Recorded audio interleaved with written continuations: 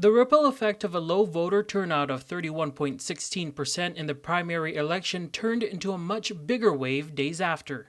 Most candidates in the villages for village mayors and vice mayors require a minimum of 300 votes to be placed on the general election. There are options. They can run a good write-in campaign. The GEC executive director told KUAM that 7 candidates were impacted.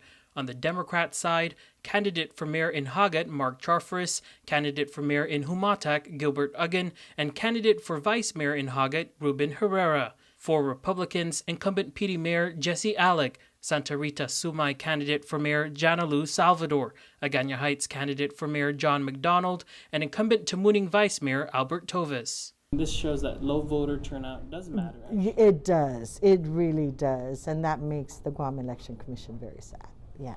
Mm-hmm. Has this happened before? No. Guam law says no person shall be deemed nominated in a primary election unless the candidate receives votes at least 3 times greater than the required number of signatures needed for a nomination petition for candidacy for such election, or votes equal to 4% of the total number of persons who obtain ballots to vote in that primary election for all parties, whichever is less. The law also says that when there are candidates for the mayor or vice mayor positions in municipalities or districts that had less than 1,000 total votes cast in the prior election, the mayor and vice mayor candidates in these jurisdictions shall acquire 5% of the qualified electors based on the prior election. PD Mayor Jesse Alec ran unopposed and said he's ready to run as a write-in. Well, you know, I mean, it's ironic how someone unopposed like myself would not move on to the general election because of a threshold that wasn't met.